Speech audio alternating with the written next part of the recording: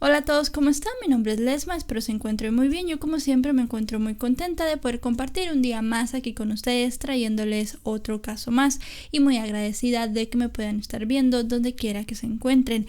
El día de hoy vamos a hablar de un caso que se acaba de resolver, se acaba de dictar una sentencia y creo que fue un caso que conmocionó a todo un país, en este caso México. Vamos a ver todos los detalles.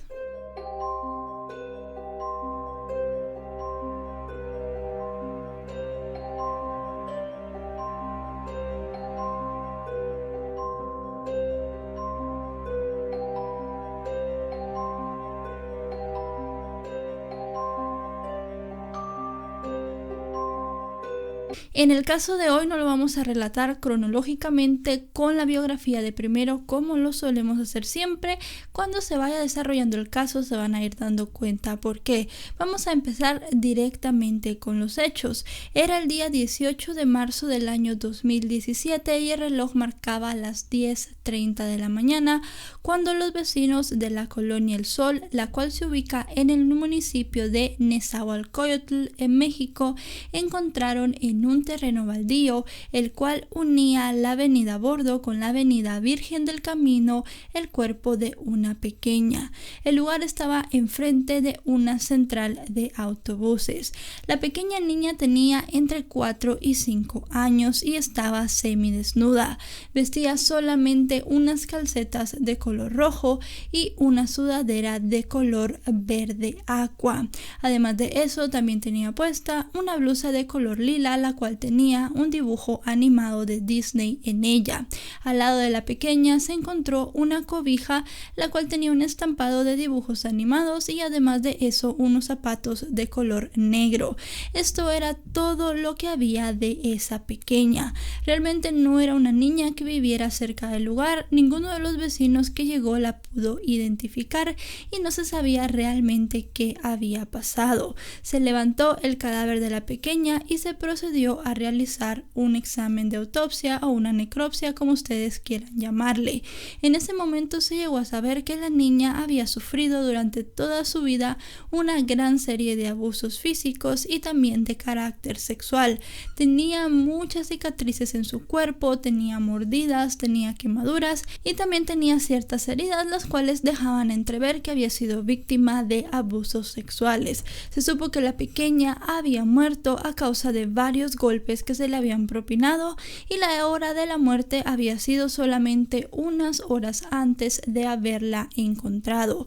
Se dejó el cadáver de la pequeña para que alguien lo fuera a identificar, pero mientras iba pasando el tiempo, las autoridades comenzaron a pensar que tal vez nunca nadie iría a ver qué le había pasado a esta pequeña. Se buscó en la base de datos de niños desaparecidos, se tomaron muestras para ver si se podía identificar a la niña de alguna forma, pero parecía prácticamente que no había nada que pudiera ayudar a las autoridades a encontrar quién era esta pequeña. Obviamente, además del enigma de quién era, también se quería saber qué le había pasado a la menor y por qué alguna persona había hecho ese acto tan horrible con ella.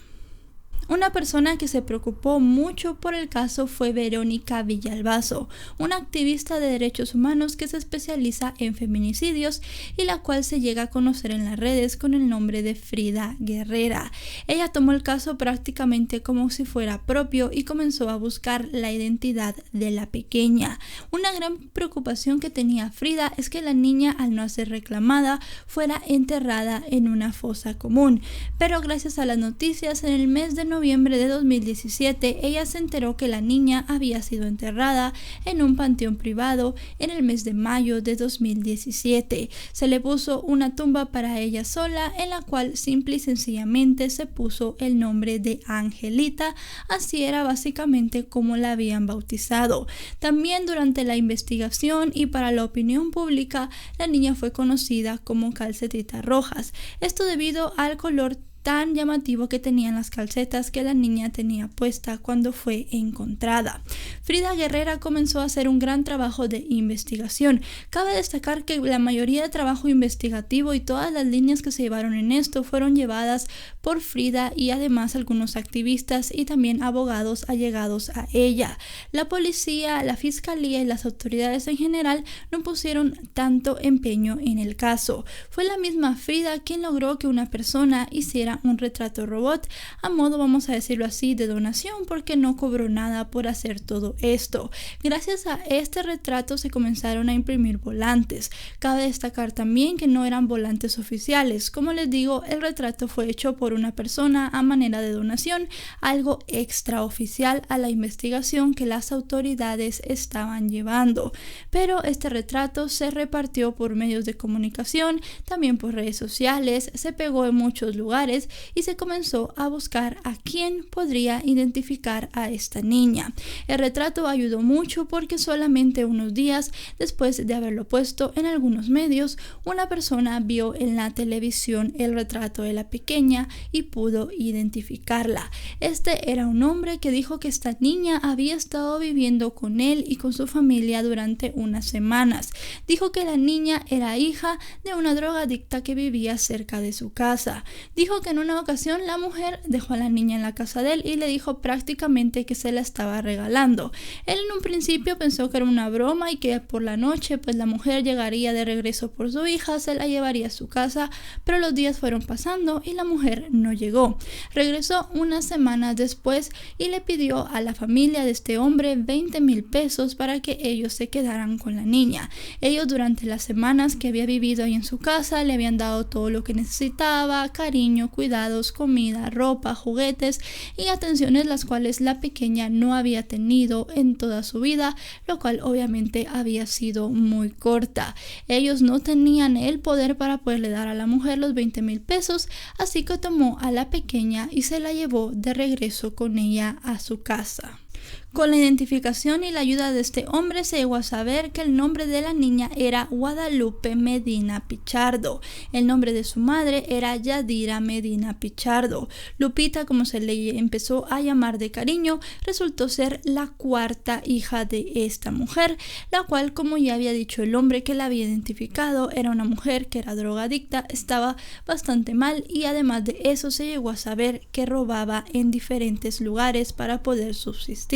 Se llegó a saber también que la niña vivía en una colonia llamada Agua Azul junto con su madre y su padrastro, un hombre de nombre Pablo Rodríguez Escamilla. Pablo Rodríguez Escamilla, al igual que Yadira, era una persona que era drogadicta y también se dedicaba a robar. Obviamente el ambiente familiar en el que esta pequeña había crecido no era nada bueno. Se llegó a saber que su madre abusaba físicamente de ella y que su padrastro también la golpeaba y además de eso abusaba de la pequeña de manera sexual. Durante toda la vida muy corta de esta pequeña, porque se llegó a saber que nació el día 16 de enero del año 2013, o sea que para cuando falleció tenía 4 años, ella sufrió muchísimas cosas. Muchas veces se supo que la mujer la dejaba sin comer, la dejaba encerrada y también se llegó a saber que la pequeña pasaba algunos días con los vecinos, saltaba de familia en familia. Las hermanas de Yadira aparecieron para poder hablar en público y dijeron que hacía mucho tiempo no tenían contacto con su hermana, que era la misma Yadira la que se alejaba de ellas y que no tenían la oportunidad de ver de manera regular a sus sobrinos. Una de las hermanas de Yadira dijo que la última vez que había visto a Lupita la había visto con una quemadura. Muchos vecinos también dijeron que Yadira dijo que cuando su hija desapareció en realidad estaba con unos familiares. Obviamente todo el mundo comenzó a echar en falta a la pequeña y comenzó a pensar que algo extraño había pasado, pero no tenían pruebas ni tenían nada para poder inculpar a la pareja. Se llegó a saber también que la pequeña Lupita nunca había sido registrada en el registro civil. Ella no tenía un acta de nacimiento debido a la condición de su madre, nunca se preocupó por ir. Ella había nacido con una partera, así que tampoco había un hospital que se hiciera cargo de que la madre la registrara, por lo cual no tuvo un acta de nacimiento hasta el día en el que se supo su identidad, que las autoridades pues se preocuparon por ir a registrarla. 9 meses después de que se encontrara a Lupita en ese terreno baldío, su madre y su padrastro fueron detenidos por las autoridades y llevados a un proceso judicial por la muerte de la menor. Con la captura de estas dos personas se tenía que despejar una incógnita muy importante en todo el caso y lo que todo el mundo prácticamente quería saber. ¿Qué pasó ese día? ¿Qué había pasado para que una madre le quitara la vida a golpes a su hija? ¿Qué había pasado para que una madre permitiera que su pareja abusara sexualmente de su hija? Realmente, obviamente, para esto no hay justificación, pero la pareja contó una historia de todo lo que había pasado. Ese día, aproximadamente a las 5:30 de la mañana, Yadira se despertó porque sintió la ropa de la cama mojada. Yadira, Pablo y la pequeña Lupita dormían en la misma cama. Se dio cuenta que la pequeña se había orinado y que también había defecado en la cama, por lo cual se molestó mucho, ya que la niña tenía algunos problemas para poder controlar esto y en diversas ocasiones pues ya había hecho lo mismo.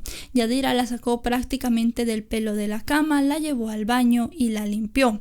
Luego de haberla bañado comenzó a pegarle. La niña obviamente comenzó a llorar y a gritar. Estos gritos y este llanto despertaron a Pablo, quien se despertó de una manera muy enojada. Él estaba muy molesto porque quería seguir durmiendo y muchas otras cosas más que dijo, y comenzó también a pegarle a la niña. En cierto punto del maltrato físico, él comenzó a abusar de la pequeña sexualmente. Según las cicatrices que la pequeña tenía y según el examen que se le hizo cuando se realizó la autopsia, no era la primera vez que este hombre abusaba de la niña. En un momento la tomó de las piernas y la levantó en el aire, golpeándole al caer la cabeza en el suelo. Ese golpe en la cabeza fue el que también provocó que la pequeña perdiera la vida, pero además de eso ella ya tenía varios órganos en mal estado, como el hígado, debido a los golpes que había recibido de parte de su madre y su padrastro. La madre y el padrastro de Lupita se dieron cuenta que la pequeña ya no respiraba y lo que hicieron fue envolverla en la manta que tenía los dibujos infantiles y caminaron hasta el lugar donde dejaron el cuerpo abandonado. Como les digo, Yadira dio la justificación a los vecinos de que la niña estaba viviendo con otros familiares y por eso nadie se preocupó en hacer una denuncia. De igual forma, como ellos dijeron, tampoco tenía muchas pruebas de que esta gente le hubiera hecho algo malo a la pequeña. En noviembre de 2018 dio inicio el juicio y en el mes de septiembre de 2019, 2 años y 6 meses después de la muerte de la niña, al final se dio un veredicto. Ambos implicados fueron encontrados culpables y condenados a 88 años de prisión. Esto debido a los golpes que le dieron a la niña y obviamente también a su muerte. En la sentencia se determinó proteger a los otros 3 hermanos de Lupita de manera económica para que pudieran terminar sus estudios. Obviamente también el hecho de la custodia es algo que se habló en la sentencia, pero no se reveló quién la iba a tener por motivos de protección, ya que se dijo que los familiares tanto de Yadira como de este hombre Pablo habían sido amenazados por ellos mismos. La madre de Pablo ya había ido al DIF a poner una denuncia en contra de su hijo debido a los malos tratos que le daba a la pequeña Lupita, pero como Yadira no dio un testimonio en contra de él, pues la denuncia no se había podido llevar más allá. Yadira fue una gran cómplice de su pareja en todo el maltrato que sufrió Lupe, y no solamente Lupe, porque se sabe que Pablo tiene otro juicio abierto debido a otro abuso sexual contra otra hija de Yadira, esta vez una adolescente que para cuando todo sucedió tenía 13 años. Los dos implicados también tienen que pagar una multa multa de $500,000 cada uno a manera de resarcimiento. Este $500,000 irán a un fondo para que los 3 hijos de Yadira, los 3 hijos restantes, puedan vivir su vida de manera un tanto holgada y que no les llegue a faltar mucho. El caso de Lupita fue un caso que se llenó de muchas cosas feas, de mucha impunidad, porque realmente las autoridades hasta cierto punto hicieron la vista gorda para poder identificar a la niña. Si no hubiesen estado los activistas, más que todo Frida Guerrera, que fue la que realizó el retrato robot y se movió para poder encontrar a la niña, seguramente este hubiese sido un caso más que no hubiera terminado en nada, un caso lleno de injusticia e impunidad. Al final de cuentas, con el movimiento en la televisión y en las redes sociales se pudo identificar a la pequeña y con esto dar con las personas que le habían quitado la vida. Su propia madre, la mujer que la había traído al mundo, y su padrastro, una persona que convivía con ella todos los días. En muchas de estas ocasiones la realidad supera a la ficción. Y bueno, chicos y chicas, hasta aquí el video de hoy. El caso de hoy creo que es un caso muy triste. Es un caso como todos, ¿no? Muy triste. Pero creo que la hazaña y todo lo que vivió esta pequeña, pues sí es algo bastante inhumano. El hecho de que su propia madre le pegara, la abusara prácticamente, y que dejara que su pareja abusara sexualmente de ella, creo que es algo muy triste. Y es más triste que sea un patrón que se repita mucho. Realmente el caso de Lupita no es el primer caso que se ve así y lamentablemente no va a ser el último. Hay muchos casos de este tipo y la niñez muchas veces no está protegida de la mejor manera, está muy desprotegida. Creo que todos tenemos la obligación de poder velar por nuestros niños. Muchas veces no hablamos, vemos cosas y no las decimos, mucha gente por miedo, otras personas porque no se quieren meter, o pues se ponen muchísimas excusas, pero creo que es muy importante también que el gobierno tenga protocolos especiales para los niños para poderlos proteger del maltrato y todo esto. Como les digo, el gobierno aquí pues realmente no se metió tanto como a poder identificar a la niña, saber qué le había pasado en realidad, sino que fueron terceros, asociaciones externas, quienes lucharon más por ella, y toda esa lucha pues dio sus frutos. Pudieron identificarla, pudieron saber qué le había pasado, y al final de cuentas, luego de 2 años y 6 meses se hizo justicia. 88 años de prisión, esta gente ya no va a salir, es prácticamente una cadena perpetua. Y también es muy importante que el juez dictaminara que los otros 3 niños estén protegidos, puedan estudiar y puedan pues tratar de realizar su vida de la manera más normal posible, y que este ciclo de violencia se vaya cortando, que no se vaya repitiendo en la vida de los 3 pequeños que quedaron. Y al final de cuentas, como les digo, este hombre tiene otro proceso que es también por abuso sexual a la hija mayor de Yadira, que tenía 13 años, ahora tendrá un poquito más, unos 15, 16 por allí, así que ya veremos también en qué va terminando todo eso. Este es un caso resuelto, me han pedido muchos casos resueltos y pues como se acaba de resolver, creo que era muy importante traerlo para que todos estén informados de lo que pasa.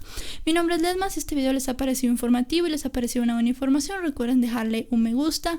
Me pueden seguir en mis redes sociales, aparezco en todas como LedmaVR, tengo Facebook, Twitter e Instagram, y también les dejo mi segundo canal, que es mi canal de vlogs. Ahí subo otro tipo de historias, un poquito más divertidas, subo un poco de mi vida, les cuento de lo que hago vlogs de mis salidas y todo eso.